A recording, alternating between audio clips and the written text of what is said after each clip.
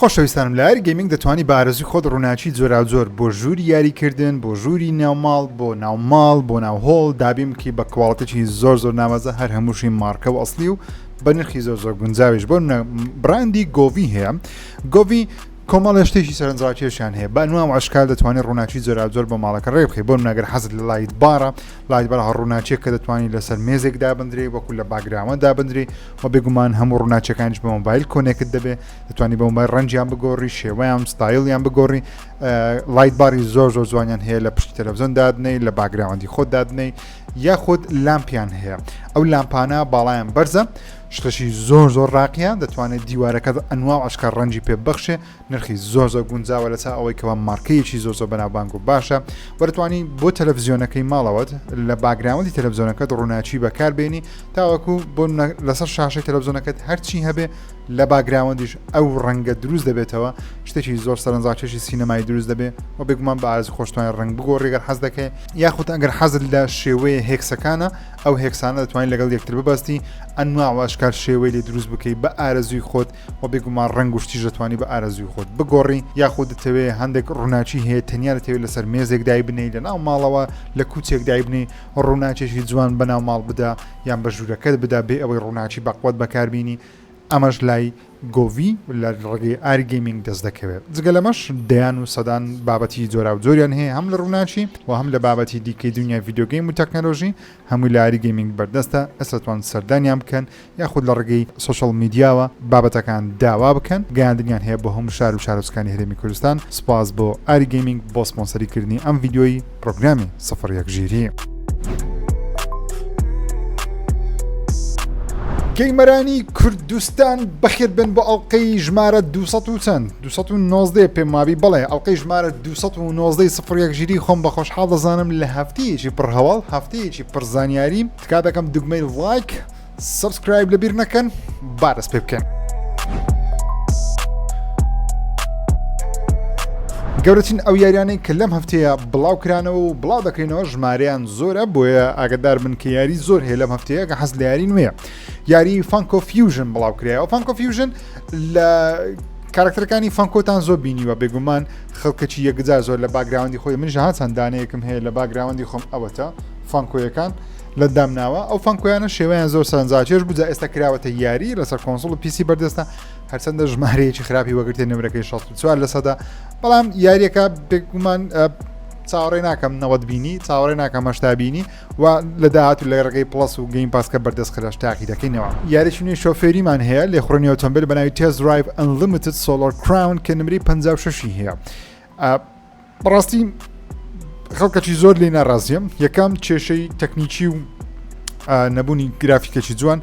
دووەمیشیان دەڵێن یاریەکە زۆر بەقوت نیە و ستۆری لاین و ئۆتۆمبیل شتەکانی زۆر باشن لەسەر ئێکسبۆکس لە ڕێگەی گەیم پاس پێماوی بەردەست بوو 60 هەیە لەسەر پلەیستێشن 5 56 هەیە یاریی نوێژ بڵاو کرێەوە کە نمری 90 لە بەرزتریناوە یەکێکە لە پڕ نمرەترین یاریەکان لەم ساڵ بەناوی ساتیسفاکتۆری نمرەی 90 هێناوە ئەو یاریە سیمولیشنە چۆن یاری سکایلانمان دەکرد دنیامان دروست دەکرد و شار شتەکان بەڵام ئەمەیان تایبەتە بە دروستکردنی فاکتۆری دروستکردنی معمەل باشە کارگە تایبەتە بە دروستکردنی کارگە لە نەخشەی جیاواز کارگەی جیاواز لە هەساری جیاواز وەکمان چیرۆکی تایبەت بە خۆشی هەر هەیە وەلا هەفتەیەدا چەندین یاری جیاواز بڵاو دەکرێتەوە بۆ یاری ستار وارز جێدای سروایڤەر دێتە سەر پلەیستێشن 4 و ئێکسبۆکس 1 کە لە پارساڵ لەسەر پلەیستێشن 5 و ئێکسبۆکس سیریەس بەردەست بوو ئەتە لە بۆ جیلی قەدیمیش بەردەست دەبی لە هەفتەی مانگ بەردەست دەبی لە وەختتان سوودی لێ وەربگرن و DLC نوێشمان هەیە لە بۆ یاری Prince of Persia The Lost Crown بەناوی Mask of Darkness کە هەمان ستایڵە هەمان چیرۆکە تۆزەکەن دەک مەرحەلە و ئەرک و ستایلی مێترۆڤێنیا نوێ زیاد کرێ بۆ کەسانی کەیفیان بەم ستایڵە یاری مێترۆڤێنیانە دێ لەو هەفتەیەتوان تاقیکەنەوە و دەربارەی یاری زەبەلاح و گەورەش یاریی نوێمان هەیە لەلایەن کاپکۆم دروستکەرانی ریزدنی ڤڵ کاپکۆم یاریی نوێی هەیە بەناوی Dead Rising Deluxe Remaster یاریەکە تەواو نوێ نییە ریماستەرکردنی یاری یەکەم یاری کۆنی Dead Risingە کە پێم Dead Rising لە سەرەتاکانی بڵاوبوونەوەی زۆمبیەکانە لە ڤیدیۆ گەیم بەو شێوازە کۆنە جا یاریەکە بە گرافیکی نوێ میکانیکی نوێ ئەرچەندە ستایلەکان وەکو خۆی هێشتووەتەوە واتە هەمان یاریە دەستکاری مەسەن گەیم پڵی شتیان کردی بەڵام نوێیان کردیتەوە و لە هەمان کادا دوگمەیەکی بەردەستە بە ئەوی بە ستایلی قەدیم بە میکانیکی قەدیم یاری بکە مهم ئەو یاری لە 19 مانگە لەسەر تاوای پلتفۆرمەکان و پیسیش بەردەست دەبێت و لە مەفتەیە بۆ جەماعەتی پیسی کۆمپیوتەر یاری گارڤار ڕاگنەڕۆک بەردەست دەبێت بێگومانەکە کۆمپیوتەرت هەیە پلەیستیشنت نییە و حەزر لە یاریەکی ستۆری ناوازەیە باوەڕناکەم لە گارڤاری باشتر دەستکەوی لەم هەفتەیە بە تایبەت تاقیکەیتەوە جۆ گارڤار ڕاگنەڕۆک یاریێکی زۆر ناوازەیە بە قوترین یاری گارڤاری نییە لە مێژوودا بەڵام یاریی ناوازەیە و شاین تاقیکردنەوە ێگە کۆمپیوتەرتی و تاوەکۆستانت کردووە پێم وابی پێویستی بە هێز و توانایەکی زۆر بە قوتیش نییە واتە بە سێتە بە چتەبعی دەتوانانی بە 1960 یاریەکە بکەیت یاری فرۆست پانک 2 بەشی دووەمی یاریە هەرە پێشوازی لێکراوەکەی فرۆسپنگ بڵاو دەکرێتەوە کە یاریەکە ئەم ستی بیلدینگە دروستکردنی شار و گەورەکردنی شارە و لە هەمان کاتدا ستۆری لاین و چیرۆکی تایبەت بەخۆشی هەیە و لە هەمان کاتدا دوژمنی گەورەت هەیە هەم چیرۆکەی بە قوت بەشیەکەم وام ڤیژوەڵیش جوان بوو گرافیک جوان بوو هەرچەندە گرافیکەکەی بێگومان یاریی سیمولیشنەوە تا تریپل ئەی کامێرێکە سێمە و لە بابەتانە نییە بەڵام یاریشی جوان بوو ڕاستی ستایل یاری من نییە چکە وەختێکی یەکجار زۆر دێتە ڕادی کە ڕژدەی وەختێکی زۆر دێتاوەکو چێژ یاریەکە دەکەیت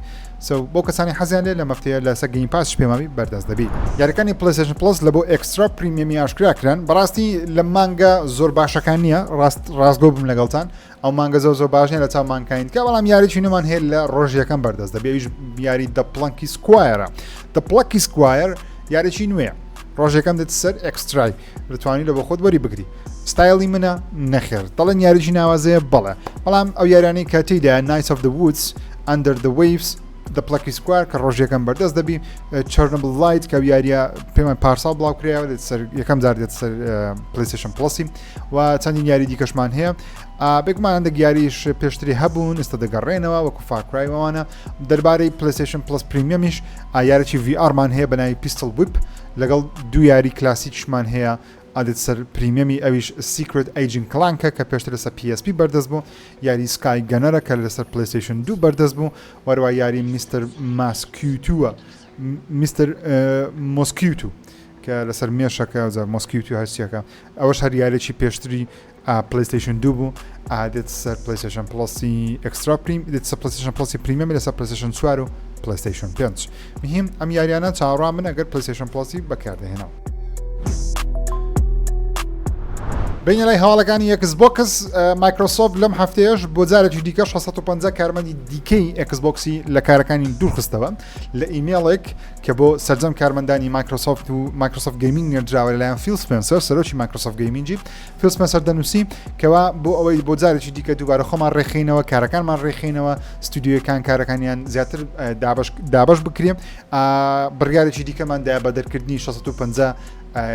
کاری دیکە لە ناو کۆمپانیای مایکرۆسۆفت گەیمینگ یاخود تیمی ئێکسبۆکس هەرچەندە فیل سپێنسەر ڕاگەیاندکەوە بەهۆی ئەو دەرکردنی 650 کەسە هیچ یاریەک کانسڵ نابی هیچ یاریەک دو ناخرێ و هیچ ستودیۆشی قەپات نابی زیاتر ئەو کەسانە نەکەوە لە باگراوند و خەلفیەی کۆپرێتەکە ئیش دەکەن ئەتر ناو کۆمپانیایەکانن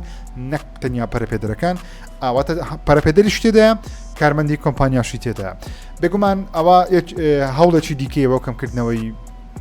کارمەند لەلایەن کۆمپانیەکان لەبەرەوەی یاری گەورەیان نییە ئەمساڵ لە ڕێگەی ئەم دەرکردنی کارمەندانە وەکو سۆنیە وەکو مایکرۆسۆفتە وەکو یوبیسۆفتە وەکو EA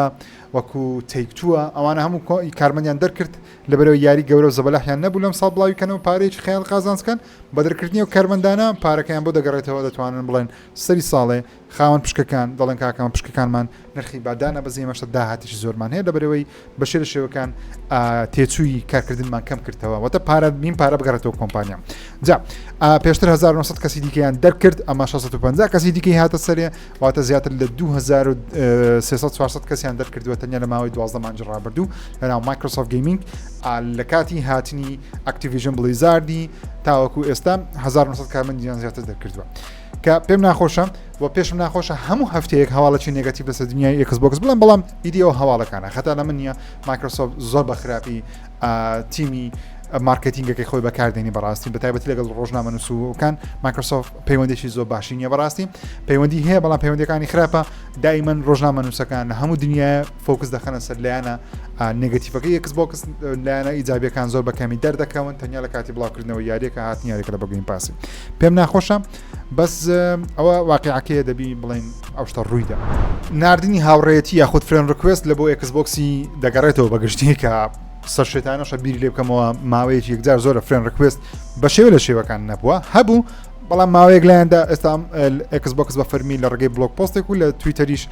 یاخود لە ئێکسی بە فەرمی ڕانگەیاندکەوە دووبارە بە شێوەیەکی دیکە فرێن ڕکوێست بەردەست دەخەنەوە دەتوانی فرێن ڕکوێست یاخود هاوڕێتی لە بۆ کەسێک بنێری ئەو کەسە قبوڵی بکە یان نەفرێک دیلێر بکە کە پێشتری زۆر زەحمەت کرا بوو دەکرا بەڵام زەحمەت ئێستا بە شێوەیەکی دیکە ئاسانتر دەکرێت و ئەگەر سەیریی ئەو دیزاینەش بکەنەوە مایکرۆسۆفت بڵاوی کردەوە یاخود ئێکسبۆکس بڵاوی کردەوە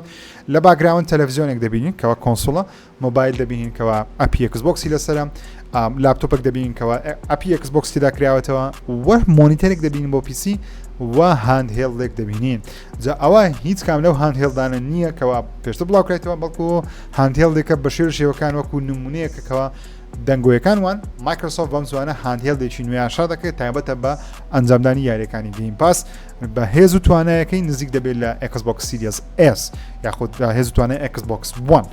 جا دڵخۆشم دەبینم مایکرۆسۆفت گرنگی بە هاندهێڵ دەدا بەڕاستی ئەوە شتێکی پۆزیتیڤ بوو لەمە هەفتەیە لەسەر ئێکسبۆکس بینیم حەز دەکەم ئەنی هاندهێڵدم زۆر خۆش دەست ستیم دێکی خۆم بەردەوام بەکاردێنم مایکرۆسۆفت گەیم پاسی بخاتە سەر هاندهێڵێکی باشی پیسی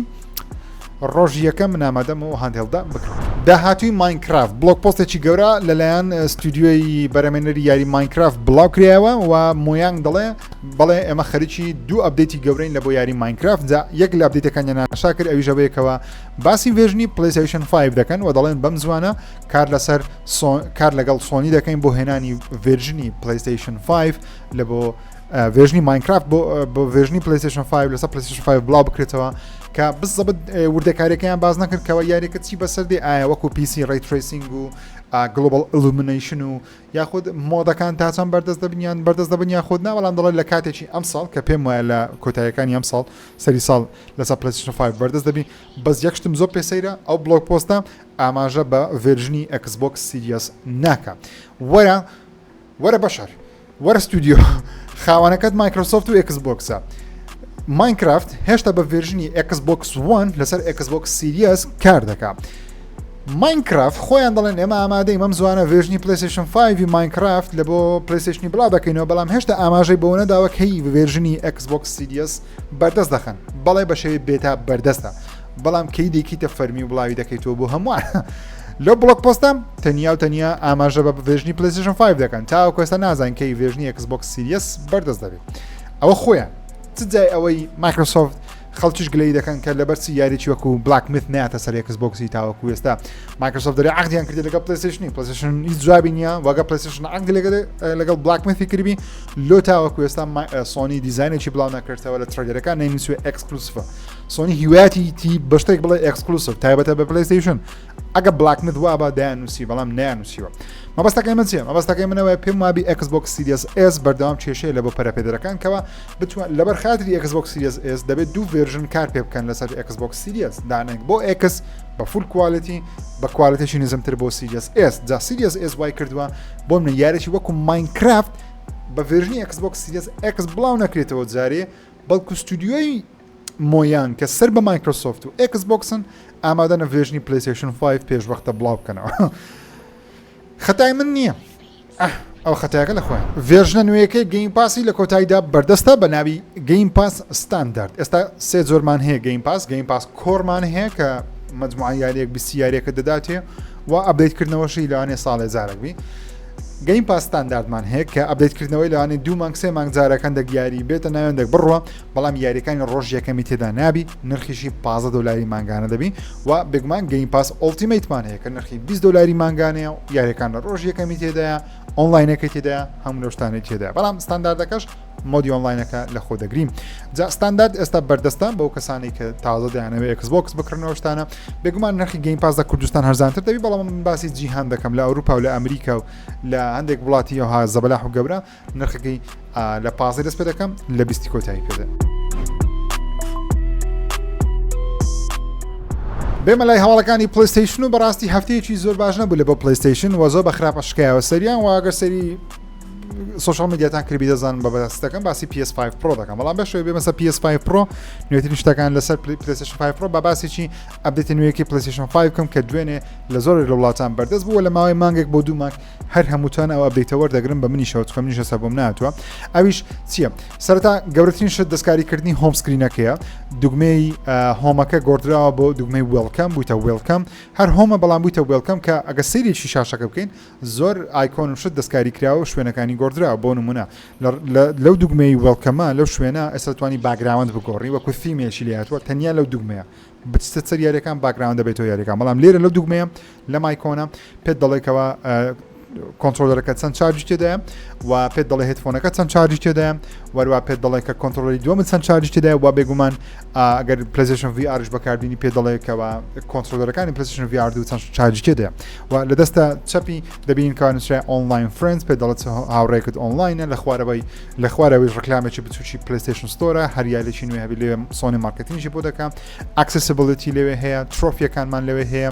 ویشلیستت هەیە ئەو یاریانەیەکەوە ویشلیستت کردووە گەڵبەکەت لێداوە چاوەڕێی لە بۆ بڵاوبوونەوە یان داشکانی لە بۆ بکری لەوێ ئاگدار دەکاتەوە لەولاتر فرێن ڕکوێستێ جا ئەو سکرینە هێشتا دەتوانین دەستکاری بکەیت لە ڕێگەی سێتینگەوە دەتوانین تابەکان چ شتێک نیشاندا شتێک نیشاندا پێم وابی شتێکی زۆر زۆر زۆر زۆر زۆر زۆر پێویست بوو ناوازە بوو هەرچەندە لە مێژە خەڵکی داوە فیمی دەکەن هەرچەندە PlayStation 5 پێویستی بە فیمی نییە بەڕاستی لەبەرەوەی کاتێک کە دۆستە سەر یاریەک باگراوندەکە بە کۆمپلیت دەبێتەوە یاریە بەڵام فیم لێرە بەردەستخرەیە و بێگومانە داات شتە زیاتر دەستکاری دەکرێت وە دەتوانی سکرینشۆت یاریەکانیش بکەیتە باگراوندی ئەم شوێنە جگەلەوە شێر پارتی لینک بەردەستخراوە لە ناو یاری دەتوانی یەکسەر شێر پارتی لینکێک بکەی واتە یاریەکەی خۆ شێر دەکەی بتوانین بێکەوە بە دەنگ قسە بکەنەوە شتانە و پێکەوەژە ناو یاری بکەن و لە ڕێگەی ئەپی PlayStation لەسەر مۆبایل دەتوانی هەمان کار بکەین Personalized 3D audio profiles for headphones and earbuds بەردەستە بۆ کەسانێک کە هێدفۆنی 3D ئەو شتانە بەکاردێن بۆ من HyperX بەکاردێنم کە لە ئاری گەیمینگ بەردەست هێدفۆنی زۆر ناوازەنم و دانەیەکیشمان کردە گیڤەوەی هیوادارم سوودی لێ وەرگرتووە و کەسێک کە بردیتەوە ئەمە دەتوانین بە 3D هێشتا سێتەپی بکەین لەناو PlayStation 5 بە ئاسانتر یاری بکەین و دەستکاریەکی ریمۆت پلەیان کردووە دەتوانی ئەو پرۆفایلانەوە کاونتین لەسەر PlayStation 5 بەکەت بەردەستن لە ڕێگەی ریمۆت پلەی مەسەڵەن بۆ نەگەر PlayStation پۆرتاڵت هەیە چەند ئەکاوان لەسەر PlayStation پۆرتاڵە نیشان بدەن و چارجکردنەوەش بۆ نەبوو کەسانی کە بەردەوام وەکو من کۆنترۆلەریان لەسەر چارج دادنێن ئێستا دەتوانی لە سێتینگ دەستکاری بکەی بڵێ کاکە کاتێک PlayStationەکەم دەستکم لە شەهندانە ساعتێک شام تۆ 3 ساعت شام تۆ یان بگوژێتەوە یان نەگوژێتەوە یان هەر چارجبی بارەزی خۆتە بەڵام ئەویان تەنیا لەسەر PlayStation 5 سلیمە و لەگەڵ PlayStation 5 پرۆیە کاتێکە بەردەست دەبی ئەوە تقریبان سەرجەمەوە ئەپدەیتانەیە بەشێکیان ئێستا بەردەستە بۆ زۆربەتانەوە بەشێکی دیکەش لە ئێوە لە ماوەی مانگێک سۆنی دەڵێ لە ماوەی مانگێک بۆ 2 مانگ بۆ هەر هەمووان بەردەست دەبی ئۆکەی بینە لای گەورەترین هەواڵ بیگمان لە ڤیدیۆی دوودێش زیاتر باسم کردووە زۆر بەشتان بەدڵتان نەبوو پێتان وا بوو فان بۆیەتی دەکەم بەڵام من حقیقەتەکەم باس کردووە دەڵێم ئەگە یاری بە 4K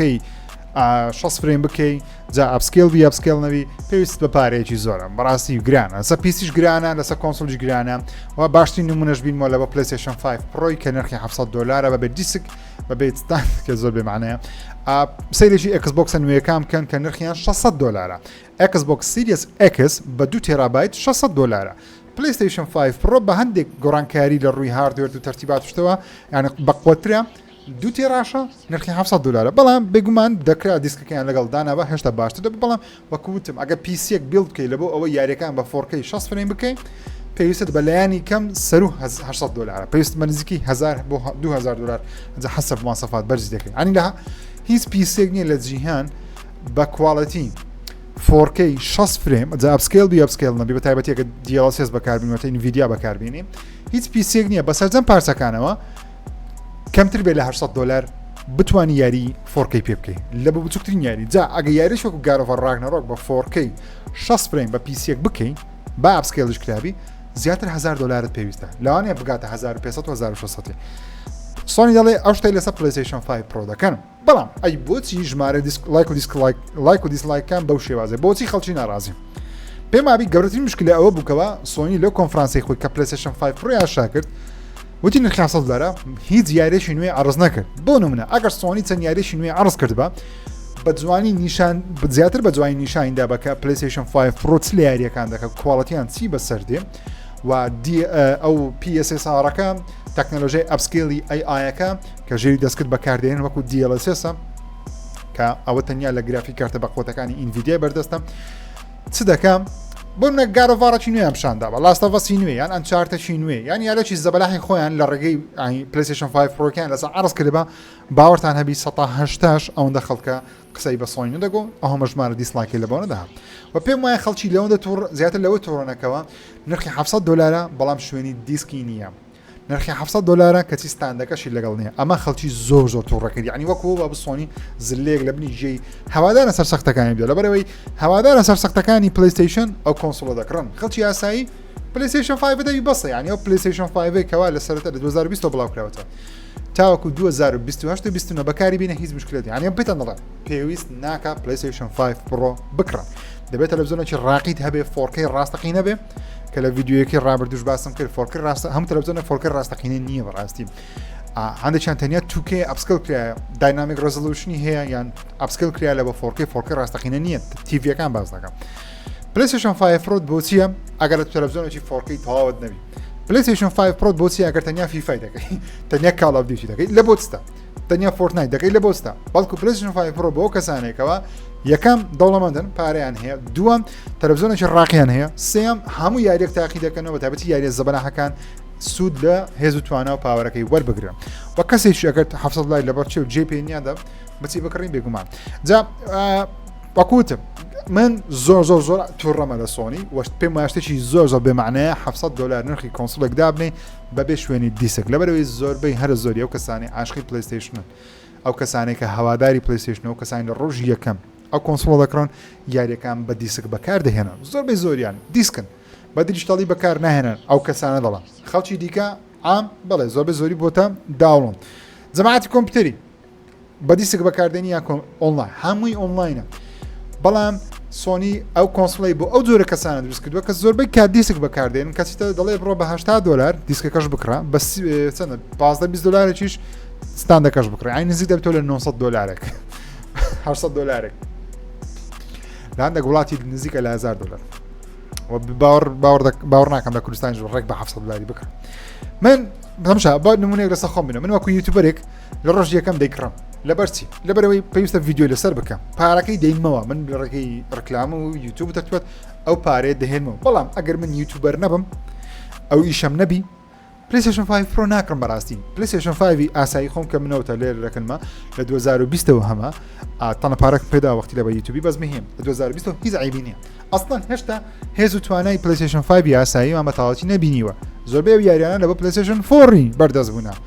ڤێژنی PlayStation 5 بەکەیان دەکەن واتە کێشەکە لە عرضی PlayStation بوو کە زۆر بە خراپی عرضیان کرد ڕوونکردنەوەی باشیان نەدا خەڵکی نیان نەزانی چ شتێک گۆڕداوە لەسەر PlayStation 5 خەتای خەڵکی نییە خەتایەکە لە سۆنیەوە بێ عقلێکی گەوری وە کارە ساتێکی گەورەش بەڕاستی لەسەر سۆنی بەڵام ئەوەش لە بیر نەکەین وەکو وتمەوە ئەو کۆنسۆڵە مقارنە دەکرێت بە RTX 4070 RTX 4070 تەنیا گرافیک کارتەکە بە $700-800 تەنیا گرافیک کارتەکە بەبێ پارچەکانی دیکە کە پارچەکانی دیکەشی لە بۆ دامێن نزیک دەبێتەوە لە $1300-1400 واتە نزیکی دوو قاتی PlayStation 5 PC کە بتوانین بە 4K وەکو ئەپسکێلینگی هەبی وەکو PlayStation 5 چکە هەموو گرافیک کارتێک ناتوانێت بە AI ئەپسکێلینگ کە ئەپسکێلینگ لەگەڵ AI ئەپسکێلینگ فەرقی هەیە DLSS AI بەکاردێنی ژیری دەستکرد بەکاردێنی پێشتر نیان دەتوانێت و کارە بکەن ئێستا لە ڕێگەی ژیری دەستکرد و کارە دەکەن جا قسەی سۆنی پێویستە ڕوونکردنەوەی زیاتر لە سەبدری تاوەکو خەڵکی بەگشتی تێبگە کە PlayStation 5 چییە و بۆچیە 67% هێزی گرافیکی زیاترە معنای چیە پێم نیشاندا لە یاریەکی بە جوانی ژیری دەستکرد بەکاردەهێنی بە بەرزکردنەوەی کواڵیتی یاریەکان بە ڤیددیۆیەکی جوانتر پێم نیشان بدە نەک تەنیا بەو شێوازە لە کۆرەخۆکرایەوە وا بێگومان دەنگۆشەیە لە هەفتەی داهاتوو یان دوو هەفتەی دیکە State of Play ئەنجام بدرێ بەڵام هیواتان زۆر بەرز مەکەنەوە بەڕاستی چونکە زۆرێک لە دەنگۆیانە جێو نەبوو دەڵێن باسی یاری فەرست پارتی ناکەن واتە یاری بچن ڤێنەمی پیشان نادەن دیڵسێکی سپایدەرمانی یان لەوانەیە وڵڤرین هێشتا پیشان نەدەن یان یاری نوێیەکەی ستودیۆی سانتا مۆنیکا هێشتا پیشان نەدەن ئەنچارتین هێشتا پیشان نەدەن نازانم سۆنی کا یاریەکان وێر ئز یاری سۆنی گەورەترین مشکل لە PlayStation 5 کەمی ژمارەی یاریە فەرست پارتەکانە تاوەکو ئێستا هەرچەندە تەنیا 4 ساڵە PlayStation 5 بڵاو بکەیتەوە PlayStation 4 و PlayStation 3 سەرجەم زۆرینە یاری سەبلاعەکان لە کۆتاییەکانی 2 ساڵی یاخیری بڵاو کرایەوە بەڵام پێویستە یاری زیاتر بڵاوکەنەوە بۆ ئەوەی کە بە خەڵکی دەڵێ $700 ئێستا بۆ نمونە ئەگەر بیان وت بە کاکە گادۆڤواری نوێ ئەنچارتی نوێ ئەو یاریە زەبلاحی نایتی دۆجی نوێ گۆسە سوشیمای دوی نوێ تەنانەت دێت سرانی جیان پیشان نەداوە تاوەکو ئێستا دێت سرانی جیان پیشان داوە بیان گۆ دێت سرانی لەسەر PlayStation 5 Pro کواڵەتی و ڕێزەلوشن و فرێم ڕێتی بەو شێوازەیە لەسەر PlayStation 5 یاسایی بەو شێوازەیە باوەڕتان نەبی خەڵکی ئەوەندە دزنەی بە سۆنی نەدا من وەخۆم ئەوەندە قسەیم بە سۆنی نەدەگۆ بەس مەسەلەکە ئەوەیە سۆنی یاری وای عەرز نەکردووە تاوەکو بەمان بڵێ پێویستمان بە کۆنسۆلێکی دیکە بی پێویستمان پێ نییە من لەبەر خاتری دروستکردنی ڤیدیۆ بۆ ئەوەی خۆشەویستم بۆ دەیکڕم نامەوێت من هێشتا لەسەر PlayStation 5 ەکەم تۆنە گیاری هێشتا تەواو نەکردووە ئێکسبۆکس سیریەسەکەم گەیم پاس ملیۆن گەمێت هێشتا تەواو نەکردووە پێویستمان پێ نییە بەڵام مەسەلەکە ئەوەیە چێ پارەی هێلو خۆی دەچ دەکڕی قسە بە کەس مەڵێ نەو کەسانی کە ڕۆژێکم دەست نەکڕم مەکوتم بەڵام کەسێک کە حەزی لێ ڕۆژێکم بکڕی پیرۆزبی ئەو یاریانەی کە لێستا ئاشکرا کراون لە بۆ PlayStation 5 کەەوە ئەپدەیت دەکرێنەوە لە بۆ PlayStation 5 Pro سۆنی ناوی یاریەکانیان شاکرد Alan Wake 2 Assassin's Creed Shadows Demon's Souls Dragon's Dogma 2 Final Fantasy 7 Rebirth Gran Turismo 7 Hogwarts Legacy Horizon Forbidden West Marvel Spider-Man 2 Ratchet & Clank Rift Apart وەروە The Crew Motorfest The Final Descendant The Last of Us Part 2 Remastered و چەندین یاری دیکە بەڵام هێشتا تەنیا ئەوەندەیە باس کردووە وەروە سۆنی ڕایگەیاندکەوە PlayStation 5 Pro ڤێژنی یاریەکانی PlayStation VR 2 بەقوتر دەکە و باشتر دەکە هەرچەندە پیشانیان نەدا تەنیا بە قسە باسی کرد گەردن مشکلی سۆنی لەو هەفتەیە ئەوە بوو و دیجیتال فاوندری ئەو کەسانێک کە زۆر قەنەعەت بە قسەکانیان دەکەم لە مافتەیە راپۆرتێکی دووردرێژ یاخود پۆدکاستێکیان کرد لەسەر PlayStation 5 Pro چەند زانیاریەکم لەسەری بەدەست کرد یەکەمیان وتیان پێیان وایە مەحاڵە لە 4K ڕاستەقینە دوو وشە هەیە لە هەفتەی ڕابردوو کەسێک کۆمنتی نووسی و دیارە هەڵەت تێگەیشتم من کە دەڵێم 4K ڕاستەقینە مەبەستم 4K ڕەسەن نییە من ناڵێم 4K ڕەسەن هیچ کۆنسۆلێک ناتوانێت 4K ڕەسەن بەرەمێت تەنانەت چلنەوەتت پێبی چلنەوەت کە تەنیا چلنەوەت بە $2000 بە 20 وەرەقەیە ئەو گرافی کارتە ناتوانێت بە 4K ڕەسەن لە 6 فریم هەموو یاریەکەت داتێ من مەبەستم 4K نیتیڤ نییە ینی من بێعقڵ نیمە باشە من چەند ساڵ ناوەزعمە کە دەڵێن 4K ڕاستەقینە واتە ڕێزەلوشن 4K نەک 2K داینامیک ڕزولوشن بکە بێتە 2K بێتەوە 4K بێتەوە 1080 ئەو پێ دەوتێت داینامیک ڕزولوشن بەڵام 4K ڕاستەقینە واتە ئەپسکێل دەکرێت دەبۆ 4K ڕزولوشن 4K با بەیسەکەت 1080 با یاریەکە خۆی 1080 بەڵام ئەپسکێل دەکرێت بۆ 4K داینامیک ڕزولوشن ئێستا لەسەر PlayStation 5 و ئێکسبۆکس سیریەسی بەکاردێت چکە ئەوانە ئەپسکێلیان نییە بەڵام داینامیک ڕزولوشنیان هەیە یاریەکە لەم دیمەنە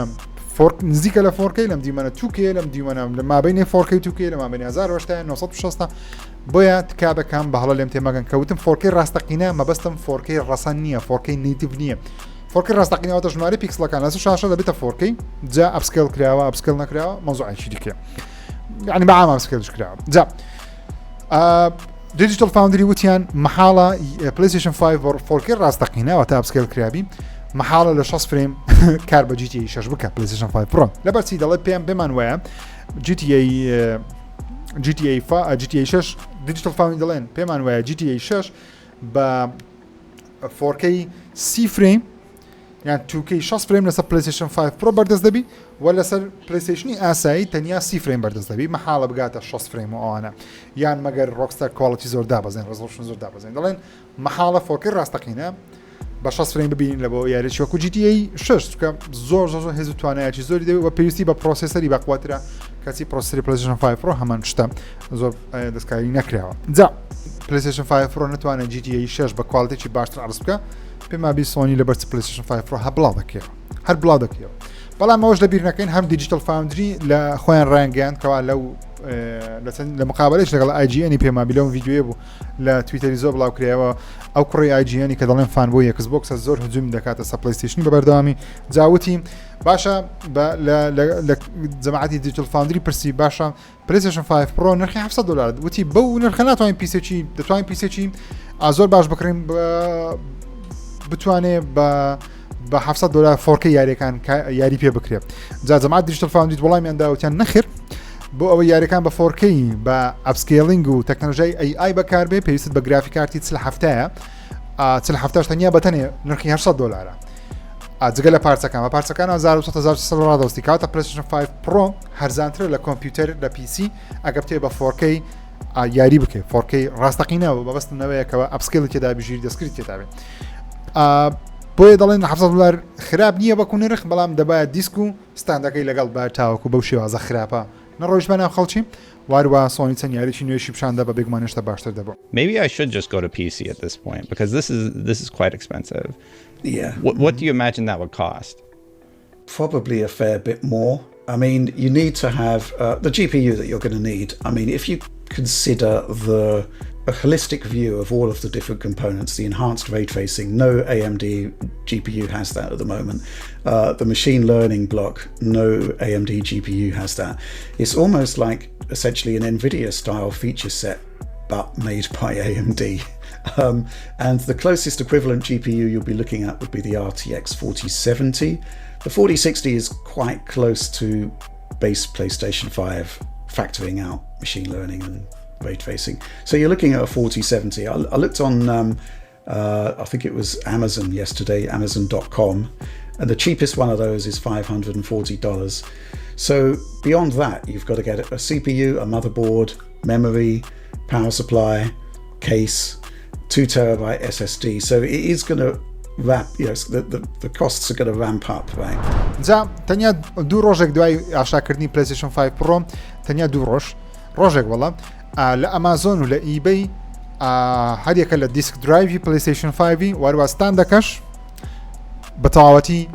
لە ستۆر نەمان هەر هەمووی فرۆشرا خەڵکێکی یەکجار زۆر بۆ ئەوەی ئێستا بەستعری خۆی بکڕنەک دوای بە گرانتر بیکڕن سەرجەمیان کڕی ستاندەکەشیان کردواتە خەڵکێکی زۆر لە ئێستاوە دەیەوێت PlayStation 5 Pro بکڕی گەرچی لە ئۆنلاینش خەڵکی هزار قسە بە سۆنی دەڵێن کەچی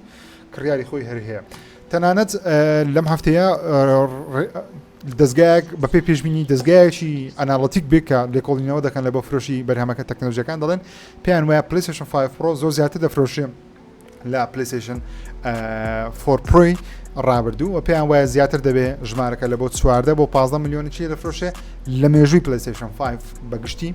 تا 2028 کە من پێم وایە نەخێر ناگاتەوەدا من بەپێی ینی چە ساڵ ناوی یوتیوبمەوە ئەو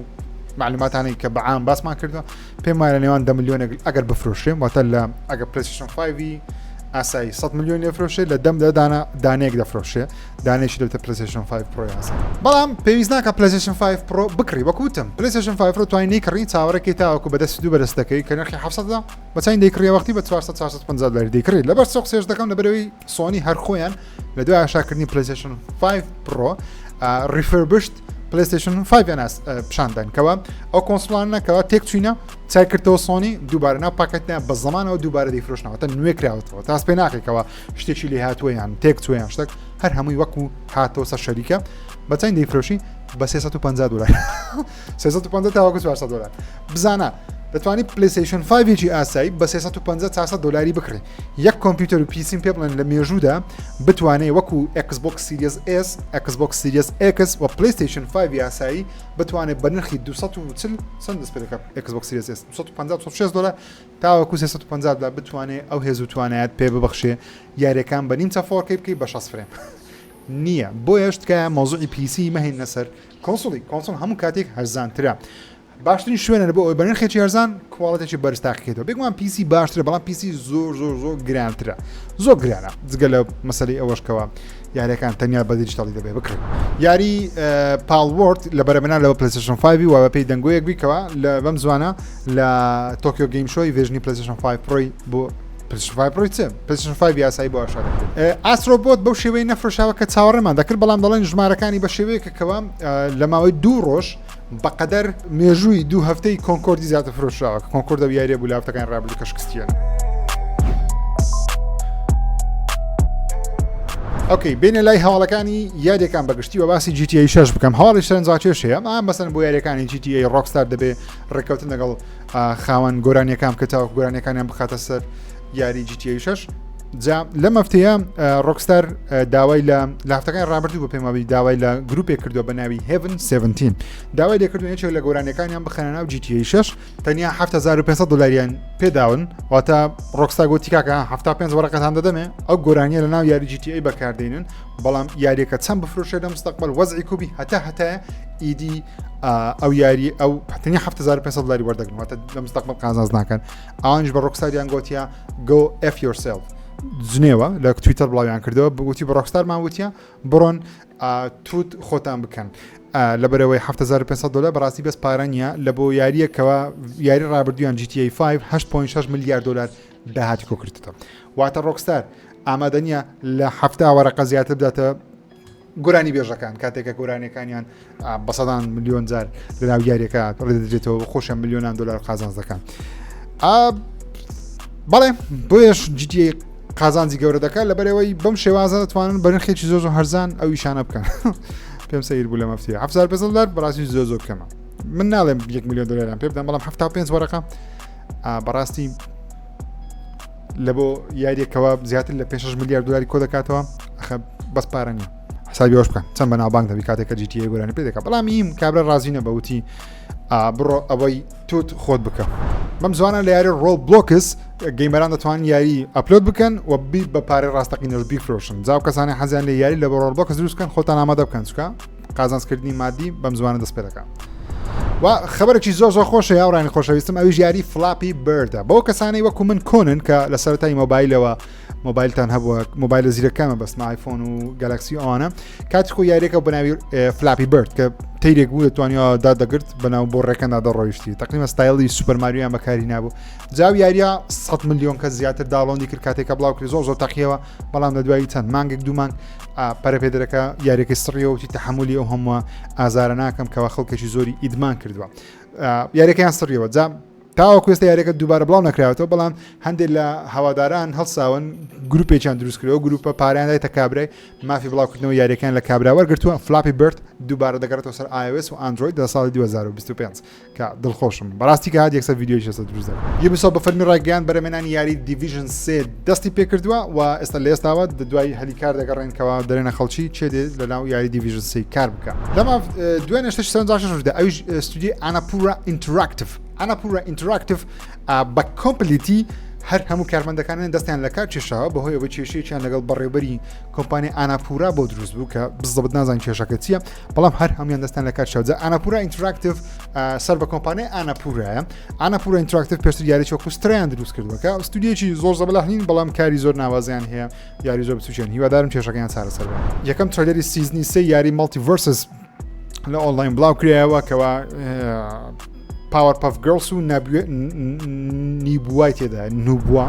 جەماعەتی تۆنی هۆک وتیان لەگەڵ ئاکتیڤیژن لە گفتوگۆداین بۆ دروستکردنی یاریێکی دیکەبی جا پرۆژەیەکی دیکەبی میهیم ئێستا قسان لەگەڵ دەکەین و بەم زوانە وتی ڕای دەگەینکەوە یارە نوێیەکەمان چی دەبی کۆنامی بە فەرمی ڕاگەیاندکەوە ڤۆلیوم 2 ماستەر کۆلێکشنی یاری مێتەڵگیر لە بەرەمێنانە مێتەلگیر سۆلیت و ڕاگەیاندکەوە کێشەی گەورەیان هەیە دەبێت چارەسەریان بکەین جا بڵاویان بکەنەوە یاری دێد ئالن 2 مۆدی کۆواپ بە شێوەی فری لەگەڵ مۆدی هۆرت مۆت نیو گەیم پلس لە مانجی داهات و زیاد دەکەن یوبیسۆفت بە فەرمی ڕاگەیاندکەوە هەردوو یاری دە کرو 2 و کرو مۆرفێست مۆدی ئۆفلاینی بۆ زیاد دەکرێت بەو کەسانێکەوە ئیدی دایانەوە یاریەکە بەبێ ئینتەرنێت تاقیکردنەوە لەبەرەوەی کرو 2 ماوەکانی دیکەم پێم مانگ پێشێستا ڕاگەیاندکەوە سێڤەرەکانی دادەخرێ بۆ یەگە مۆدی ئۆفلاین نەبی ئەو یاریە تا هەتای کەس ناتوان یاری پێ بکە بەڵام ئەگە مۆدی ئۆفلاین دەن گەیمران خوانتان تاقیکردن و ئەپدێتێکی نوێژ لە بۆ یاری ستار وارز ئاوتلۆز بەردەست دەکرێت کەوا ستێڵتەکەی باشتر دەکرێت وەروەها کڕۆس پرۆگرێشن بەردەست دەبی واتە یاریەکە گەر لەسەر پیسی بیکەی لەسەر کۆنسۆلی بیکەی دەتوانێت سەی فایلەکەی خۆت بگوازیەوە ئۆکێ خۆشەویستانم زۆر سپاس بۆ بینی مەڵقی پرۆگرامی سفرێکژیری چاوتان ماز دەکەم گەڕایمەوە ستودیۆی خۆم لەبەرەوەی ئێستا وەزعەکە تۆزێک فێنکتر بووە هیوادارم ڤیدیۆی باشتر و ناوازەتر دروست بکەین و چاوتان ماز دەکەم تا ڤیدیۆی شتیکە تکا دەکەم دگمە لایک سەبسکرایب نەکەن خوداتان لەگەڵ